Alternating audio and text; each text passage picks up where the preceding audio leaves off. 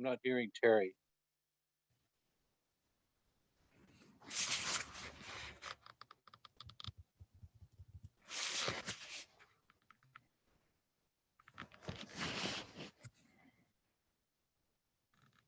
Terry, we can't hear you. I apologize, everyone. Let's go back. Well, I'm glad that somebody said anything, and let some folks in real quick. All right, so today's webinar is the July 2022 California Current Ocean Acidification Network Roundtable discussion. The title is Adapting to Environmental Change, Strategies for West Coast Shellfish Aquaculture. It is hosted by CCAN. I am moderating today. And I'm Terry King from Washington Sea Grant. Our speakers today are Dr. Melissa Ward and Dr. Kristen Green. If you have any questions that you would like to ask the presenters, we're going to have you put them in chat, and we will pose them to the speakers at the end of the seminar. If you have any technical issues, please load them in there as well, letting me know. I noticed that somebody has asked for enhanced diction at the bottom, the enable mode, and we've activated that as well for closed captioning. Dr. Melissa Ward received her PhD from the University of California, Davis, and is currently a researcher at the University of Oxford and an adjunct faculty at San Diego State University. Her research explores natural climate solutions, focusing on biogeochemical processes associated with coastal carbon cycling and understanding how human communities can adapt to climate change. Specifically, Melissa's current work investigates the way in which shellfish aquaculture growers can adapt to ocean acidification and how eelgrass might facilitate or change this adaptation. Dr. Kristen Green is interested in how communities highly dependent on coastal resources might adapt and maintain resiliency in the face of climate change. Her postdoctoral research focuses on if and how shellfish farms and shellfish reliant communities in Oregon are being affected by ocean acidification and other environmental stressors, and seeks to identify what these community groups are doing to respond and adapt to these changes and their associated impacts. She completed a PhD in the Emmett Interdisciplinary Program in Environment and Resources at Stanford University in 2021. Her PhD research examines the socioeconomic, cultural, and environmental drivers that stimulate stakeholder engagement in Alaskan communities. I will now pass the presentation over to Melissa.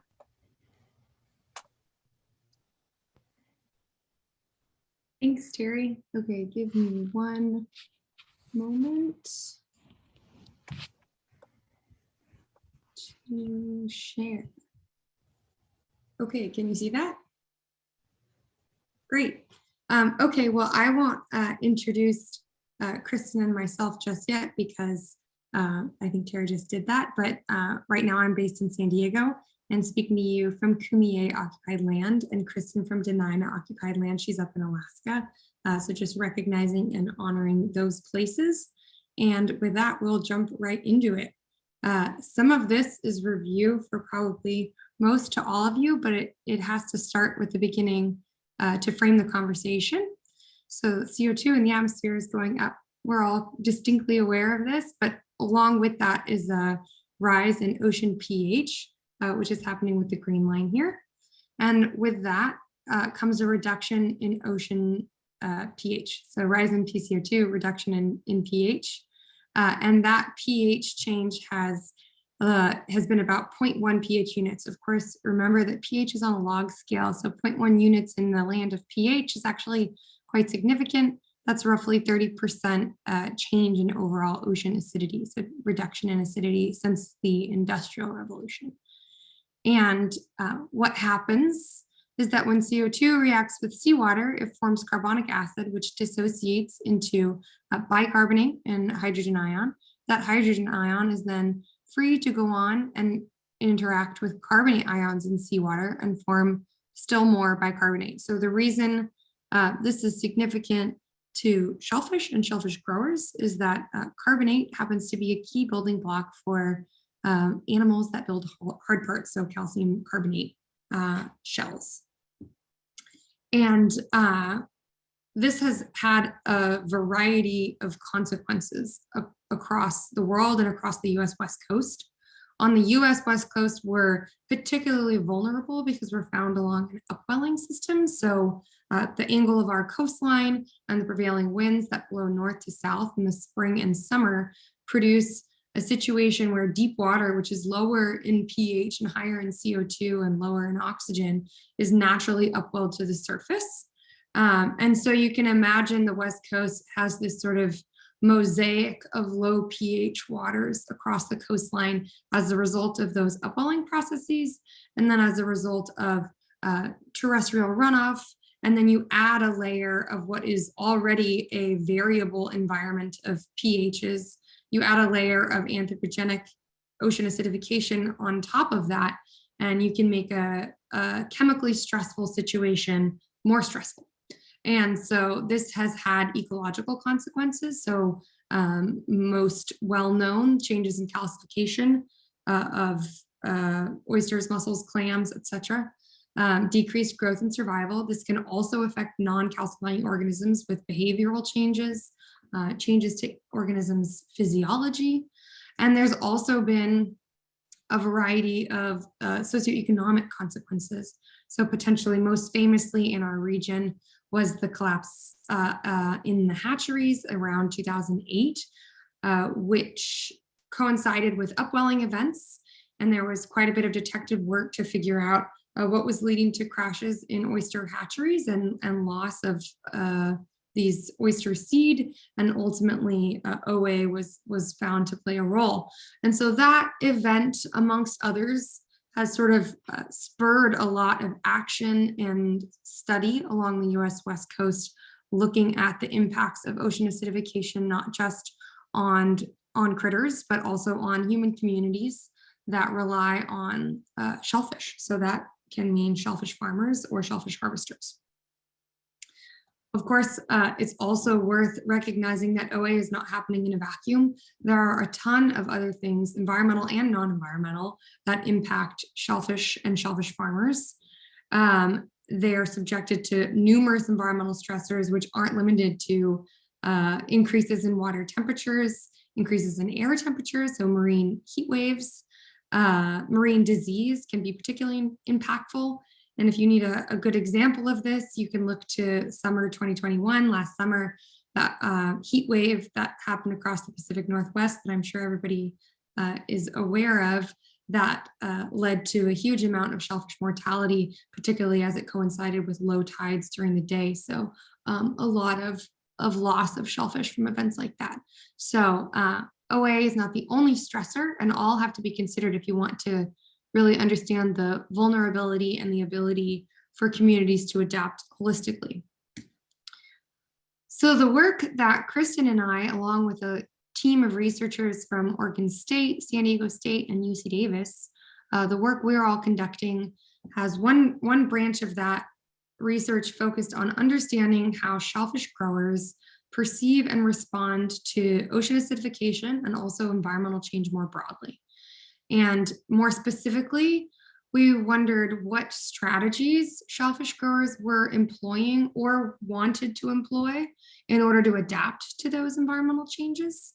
And then what factors might facilitate or inhibit the ability to respond to those stressors. So where are the bottlenecks and what things can we do to facilitate that kind of adaptation? To do this, we took an interview-based approach.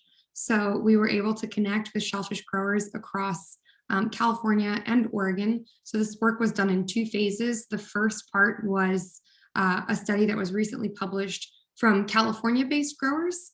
And so we interviewed 11 owners or the primary managers of operations across California.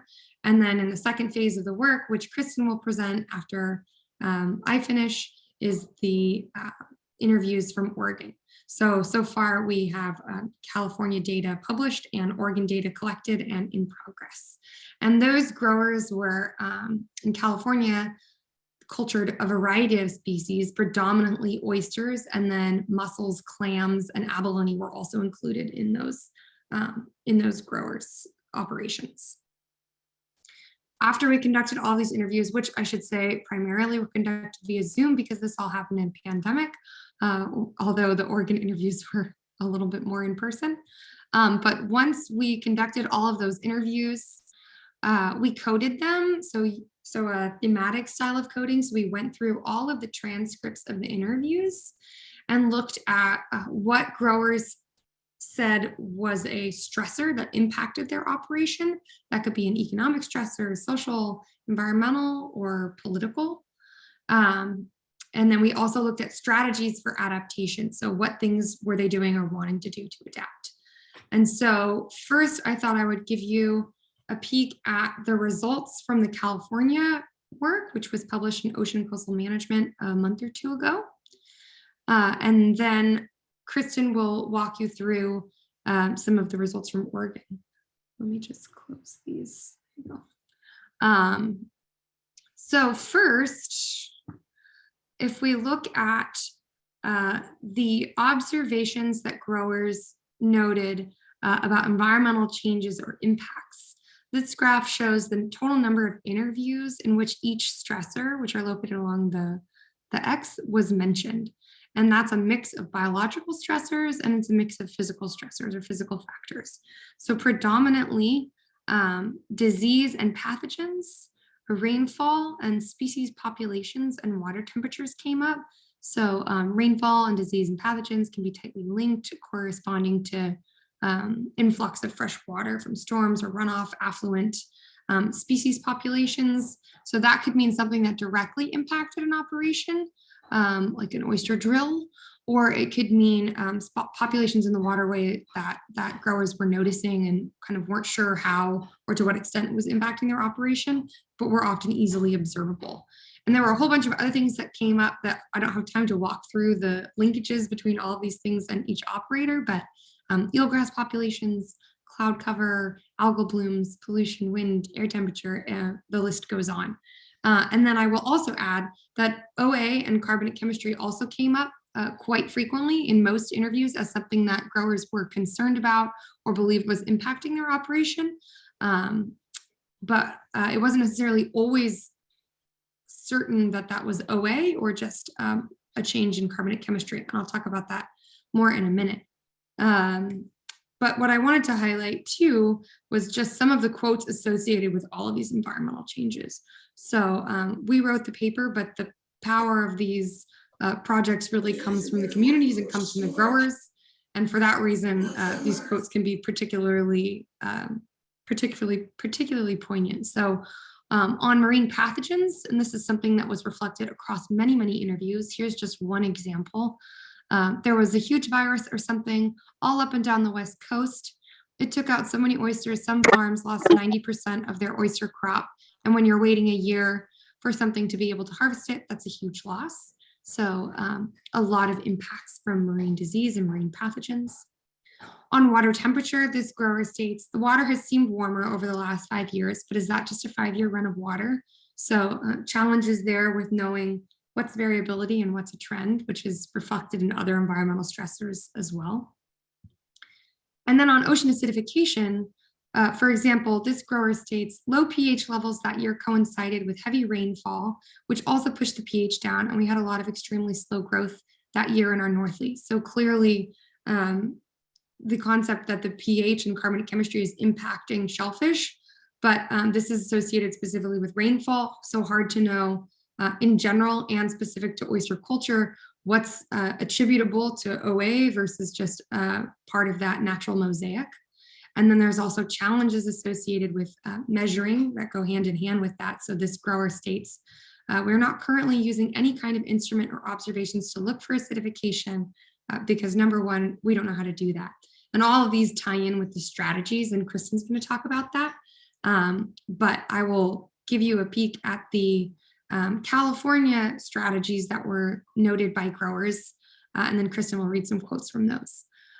But so if we apply that same process, looking through all the interviews and enumerating what types of approaches shellfish growers want to use to adapt to environmental change, here is the sort of stack up in terms of number of interviews. The only strategy that came up in every single interview were permitting and regulatory changes or permitting and regulatory approaches to adaptation, followed closely by developing a network, improving general knowledge of shellfish health, funding spatial flexibility within a lease, and that list goes on. And again, those are all fully described in the paper, but happy to answer questions about these as well. But it was a split between scientific strategies, policy and management strategies, networking strategies, and the way a farm is managed or operates. So a big diversity of those strategies. And we have some nice quotes across all of these that Kristen will share with you. And I am going to turn it over to you, Kristen, to talk a little bit about the Oregon data. Great. So I'll see if I can share my screen here. Yeah.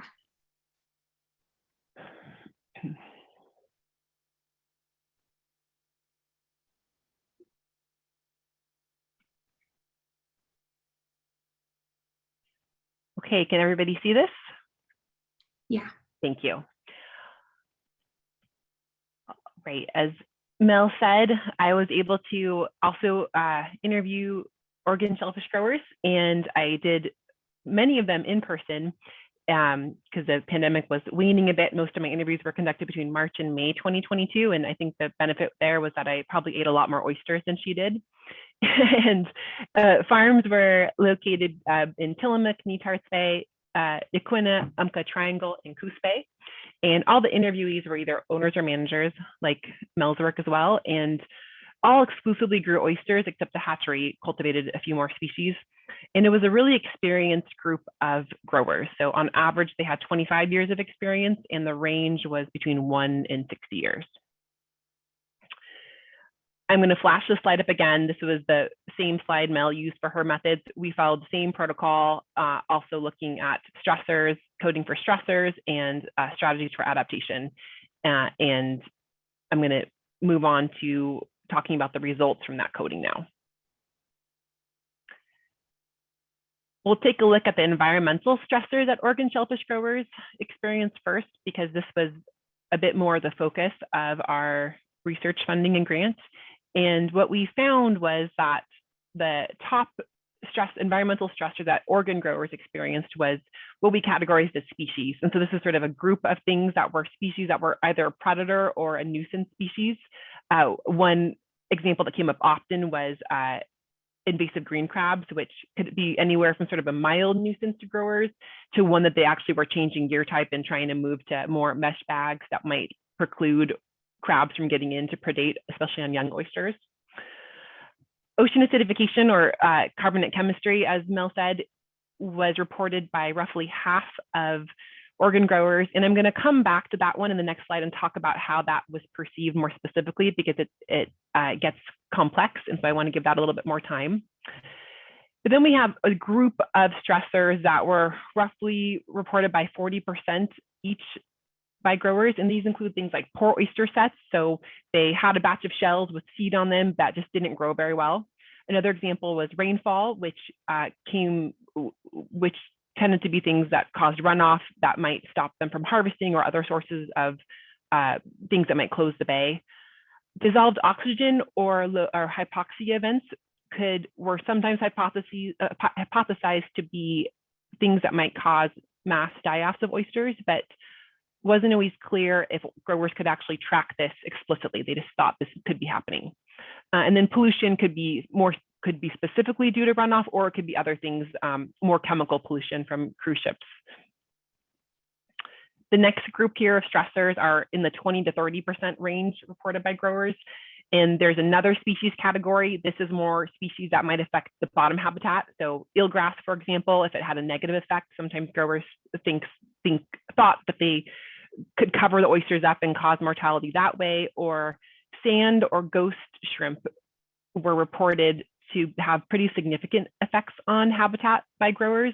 And these species make kind of a soupy mess of the substrate and cause oysters to sink in the mud and suffocate them, and cause pretty big die-offs there. And that really has caused some growers to change their culture technique or to abandon certain grounds.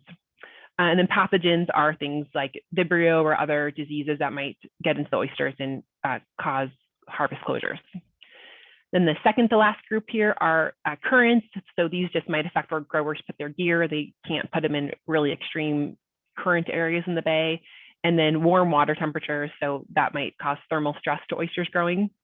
And then finally, wind, which might at low tides cause increased turbidity in the water, or indirectly related to sedimentation, which again can cover oysters and cause mortality. So here's this little box for OA here, and I'm going to look at this a little bit more closely. So when we reported about roughly 50% of growers talking about ocean acidification as a stressor, really it fell into two categories. Those growers that thought, yes, it's a problem, but it really is a hatchery problem or a young life stage problem, and we're really not sure about other stages. And then, oops, my box is messed up here, but it should be this is a problem box where they do see it as a problem, kind of a bigger problem, but didn't necessarily give explicit ways how they see it affecting adult oysters. And then the rest of the remaining growers either think it's not a problem at all or just don't have the data to know. And I'll share some quotes because this really explains it better. This is a really common sentiment. This grower says, "We haven't seen much with the bigger sized oysters. I'm thinking in the hatchery, it's all in the early stage when they're smaller than 130 microns or something like that. And just a smaller size, they have a harder time to form the shell. The older oysters that the growers are involved with are hardier and less susceptible to change or to the product."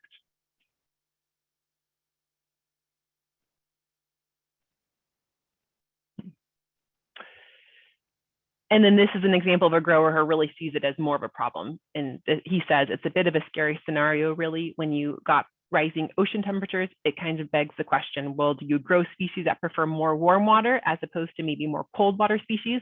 And I don't think we have enough data to really know quite which direction to go at this time.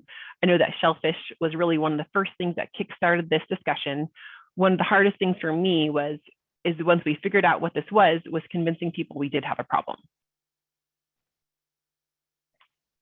And there's other stressors that are not environmental that affect growers as well.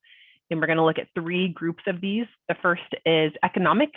And of these, the cost or challenge of keeping or maintaining labor, specifically employees, was reported by many growers, almost 70%. And this is partially influenced by the pandemic, where it was maybe hard to get employees in general for anybody, but also oyster growing is sort of a niche job where it can be hard work. Not everybody likes it. And so people talked about that as being really difficult for them.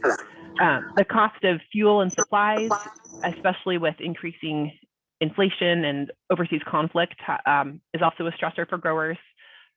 Some growers talked about difficulties in getting larvae from the hatchery, although that seemed to be a problem that was more of a challenge several years ago than currently. Marketing and shipping, so just any challenges with in-state or out-of-state shipping. And some growers talked about the cost of insurance or the cost of real estate or housing, primarily for their employees. We also have a few social stressors that are reported.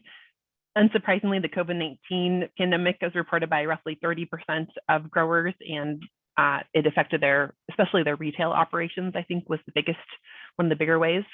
And then at least one person talked about the physical labor of the job being a challenge in continuing their livelihood.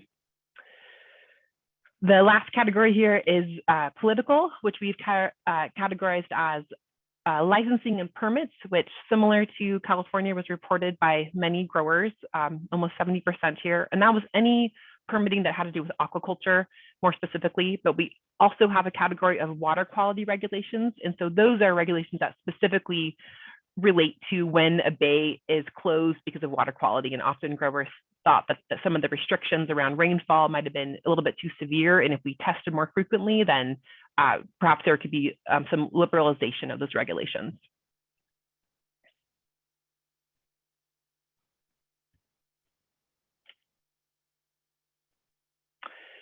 And again, to give some example of their voices, because as Mel said, this is sort of the powerful part of this work, is this one grower says, well, ghost shrimp build burrows. They destroy the substrate underneath that oyster bed. And when they do that, the ground turns to a soft and soupy mess. And so the oysters will sink and suffocate in that mud much faster than you can maintain the oysters on that bed. We've lost hundreds and hundreds of farmable ground to ghost shrimp in the last 4 years. I think this grower had lost something like 50% of his grounds. And then another non-environmental quote here is a grower who's talking about labor cost. And he says, an oyster farm on the West Coast in an entry level typically pays anywhere from 14 to 18 an hour. And the general average nationwide for construction labor job, which would be on a set schedule and really isn't near as physical as being an oyster farmer, they pay anywhere from, for entry level, is $22, $20 to $25 an hour. So that can be difficult.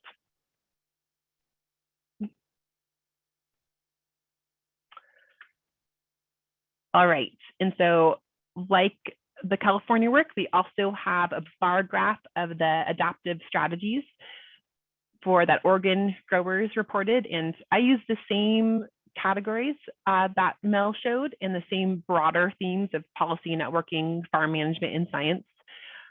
I also inductively found there was 2 new categories that came up under farm management. And those were this idea of intentional or proactive management, that were things like having a long-term grow-up plan, treating your employees well, having supervisory training.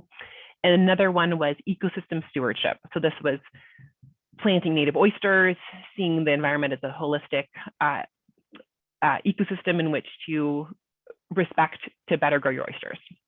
But overall, network and permitting and regulatory were both in the upper tier of things growers reported. But one thing that came up a little bit more frequently for Oregon growers was marketing or price. So they spent a lot more time trying to tweak some of their marketing to increase sales. And we also see fewer science categories reported for Oregon than we do for California. And there's lots of detail here, but in the interest of time, we're going to move on and talk about some of the more specific adaptive strategies that growers used for both states.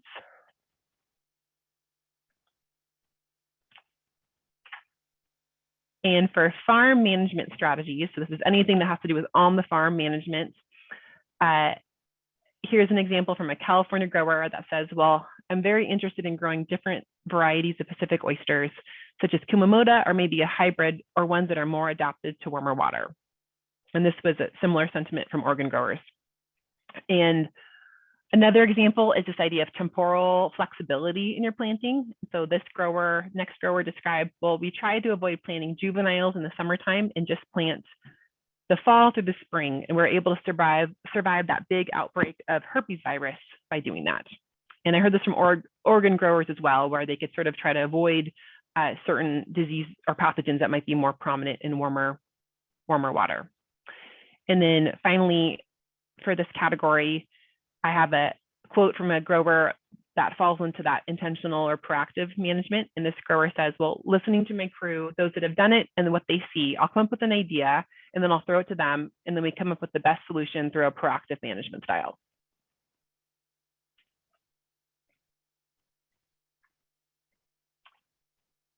And giving some examples of policy and networking in California and Oregon, this California grower says, it's just been increasing in cost and increasing in time and increasing in complexity over the years. What it means is that for people at an entry level, the bar is very, very high. So if we're talking about the need to increase aquaculture or their ability to increase aquaculture, it's not happening, period. I heard Oregon growers talk about similar things where sometimes it was just a 1 to 2 year process to change a certain type of culture technique. And in the meantime, they're not able to make any money while they're waiting for those some of that permitting to change. And this Oregon grower gives an example of some potentially an option for more flexibility, at least temporally, in how some of the regulations for shellfish plats are done. He says, well, we have a plat that says we cannot mechanically harvest or mechanically plant a certain plat. And that's due to a black brant, which is the type of bird population that's in this bay. The black brant are migratory, so they're only in here for a small portion of the year and in very, very small numbers. maybe instead for 3 months out of the year, we're subject to not being able to do that there. So this idea of, can we only be restricted for part of the year rather than just a hard no all year round? And then our last category here is for science. And an Oregon grower talks about this idea of apps called Oyster Tracker or Blue Trace. And he says, well, with these apps, our crew can log in on their phone when they're harvested. We can add everything from the water storage to when it goes into wet storage, out of wet storage, and all that. The Oyster Tracker gives us better control of our inventory, will give us better control of mortality, and we can get a true larvae to product count. And then they may be able to tweak some of those water chemistry things if they know where there might be more mortality. And then finally, a California grower says, there are these mortality events that happen in oyster culture that are not usually clear why they happen. They often happen in the summertime, and they might be related to warm water and spawning events. And so I worry that that's getting worse. And we just had a big die-off in June of this year, 2020, where we lost about half of our year-old oysters, and I have no idea what caused it or why.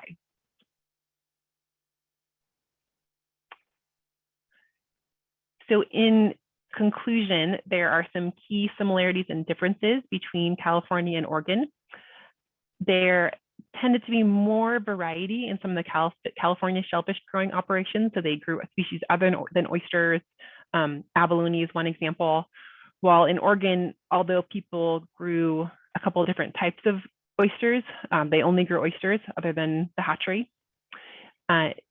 Disease was the most frequently mentioned environmental stressor in California, and predators or nuisance species were the most frequently mentioned stressor in Oregon, but permits and licensing were burdensome in both locations. Permitting changes and networking, unsurprisingly, were important strategies in both locations, but again, that sort of science, more of some of the science category, including shellfish health and knowledge, was more important in California as a potential adaptive strategy, as well as funding, potentially either for science or for other things. While working on your marketing strategy, as well as potentially changing or adjusting your method or gear type, was reported more frequently as an adaptation by Oregon growers.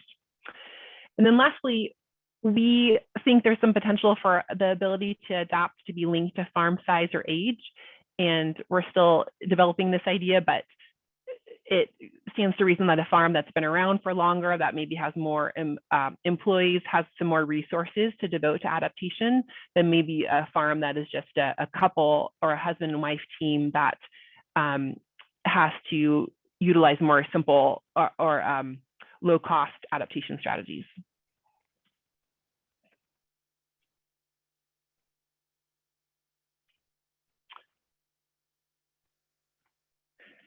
So the persistence of ecosystems, communities, and industries will require nimble and flexible adaptive responses that keep pace with multiple stressors. And we've seen there definitely are multiple types of stressors that affect shellfish growers. And often we don't know very much about certain of those specific stressors. And so the more, I think the less we know, the more we have to keep in our adaptation toolbox. And looking forward, one of the goals of our project is to find ways to communicate some of these adaptive strategies, both to industry, the general public, as well as policymakers. And we've split these into two groups, potential groups here, because there's this, the policy and the farm management, some of those go hand in hand, because what you can do on your farm is often regulated by policy, not always, but sometimes. And so being able to incorporate more flexibility into that permitting is going to be key for growers to being able to adapt, and not just adapt, but adapt quickly. So if it's taking, if you need to make changes quickly, but it's taking you a year or two to apply for permits and go through all the different agencies, then it may be too late for you to actually use that adaptation. And likewise, some of these changes in gear or buying a bunch of oyster seed to expand your operation are extremely pricey, thousands and thousands of dollars, and yet oyster farmers have a hard time getting loans in the way that a on-land agricultural farmer might. And so if there were means of providing aquaculture loans that were more easily accessible, that would also help them to adapt and allowing them to have time to pay back those loans, because it can take 3 years for oysters to mature. And then finally, this idea of holistic approaches to management. We saw some examples of farmers that are thinking more about ecosystem stewardship and how they might have a better flow and dynamic on where they farm that might provide more longevity and sustainability for their farm going forward. On the science and monitoring side, we often talk about the importance of addressing scientific knowledge gaps and providing education. And of course, that's relevant here also, but I think specifically because we see farmers that are growers that are aware of the impacts of ocean acidification on young life stages, but not the older life stages, there seems to be some gaps there. And maybe that's strictly that just has to do with awareness or education, but maybe there's also is a feeling of futility, because if you have an on-bay operation, what can you actually do to mitigate effects on adult oysters in an environment where you can't control many of the inputs?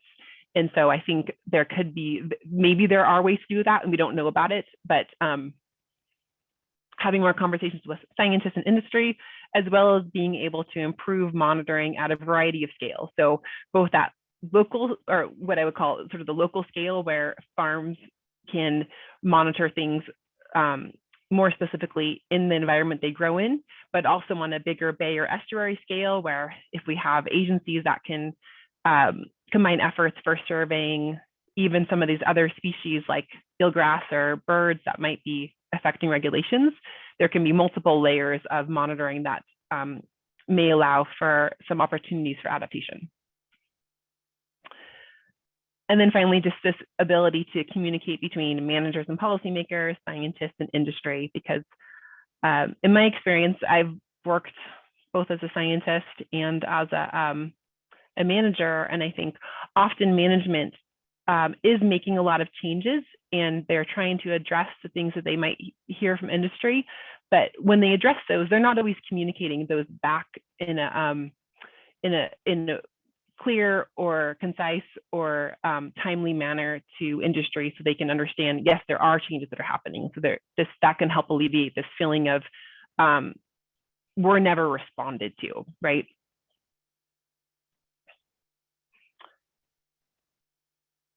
And finally, I just want to close on some of the future work we're doing. We're still finalizing some of this Oregon shellfish grower analysis data. I'd like to continue to focus on the policy aspects, as well as some of the more ways, some of the adaptive capacity that Oregon growers are investing in, and compare that with some of the work in California, as well as globally elsewhere.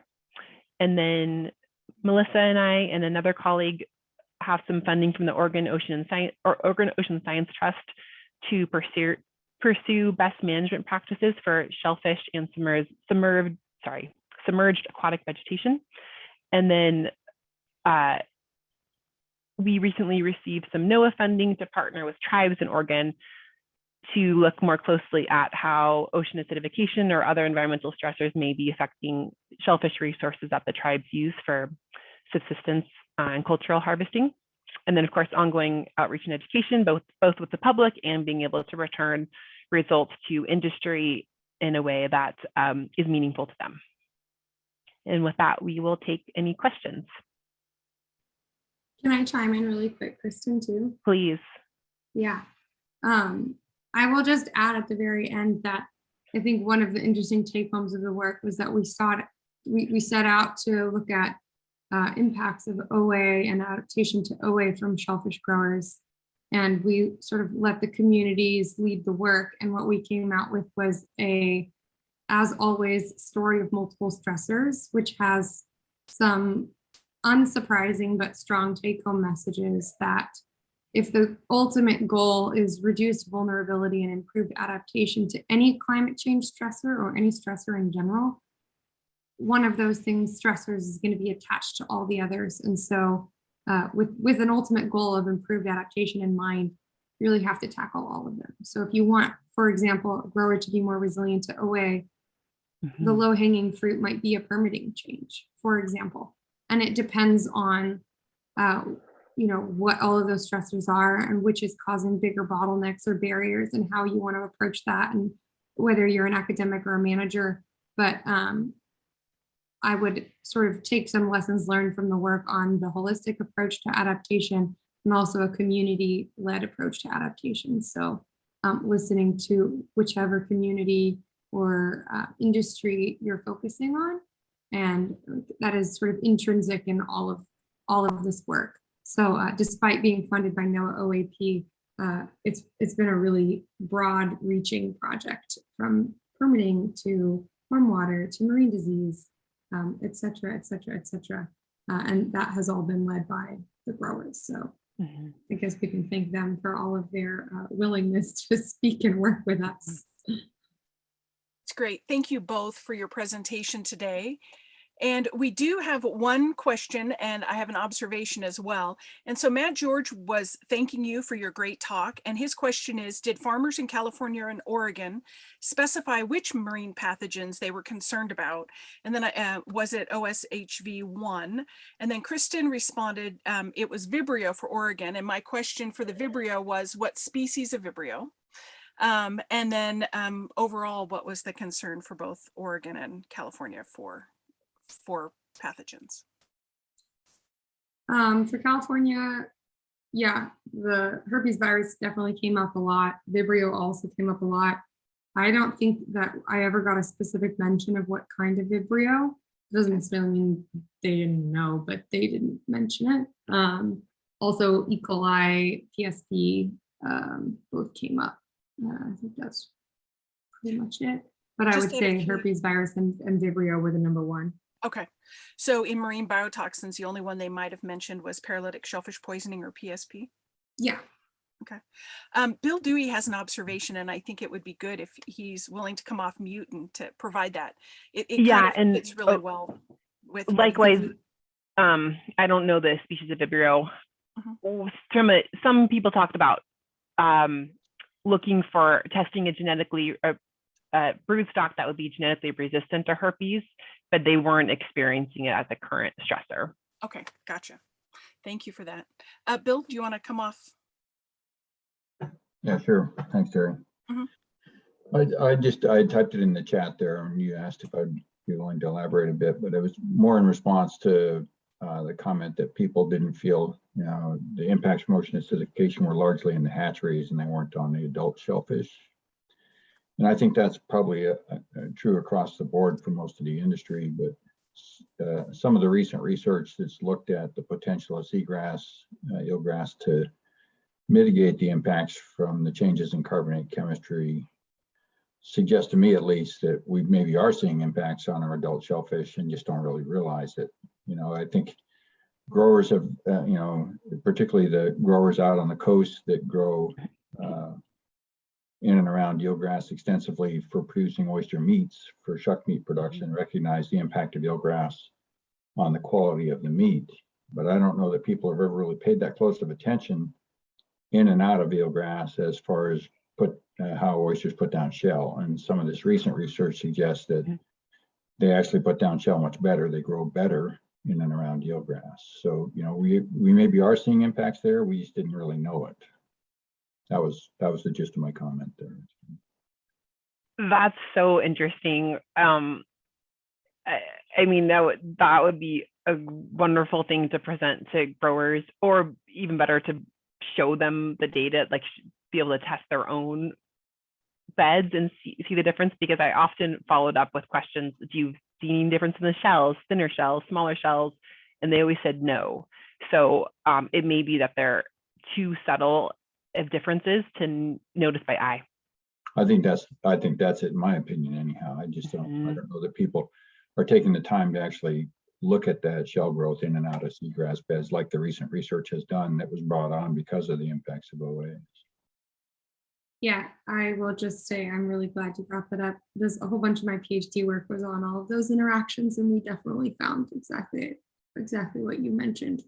And I think there's a few, I completely agree with what both you and Kristen said.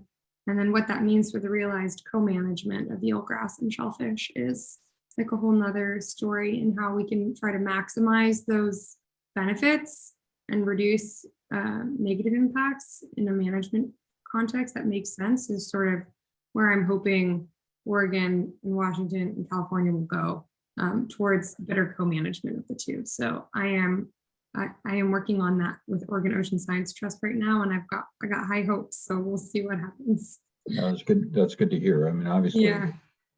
people are rightfully so concerned about negative impacts to eelgrass, but in the process of reacting to that in the regulatory and policy forum, they're pushing growers out of those areas where it may be our only safe refuge to be able to grow in the future. And there's ways to do the two together to mitigate. Yeah. Yeah. Great. Thank you. Thank you. Shall I respond to Brady's comment? Yeah, if you could just do it orally, that would be great. Brady is a state manager of Shellfish, so yeah. Yeah, I agree that there's definitely different impacts on pathogens to human health or shellfish health. The water gets a little muddy because when they're affecting human health, they're affecting the shellfish growers by way of operation closures. And so we didn't really separate impacts to human health versus impacts to shellfish health so much as we categorize them as anything that impacted shellfish growers. And that could be by way of impacting the shellfish only and causing changes in mortality, or by way of impacting a consumer, which also impacted the grower. So 100%, we could split that way. But by nature of the interview questions we asked, we were mostly asking about, like, how are you as an operator or an operation being impacted? And so those are the ones that came up: Vibrio, PSP, herpes virus.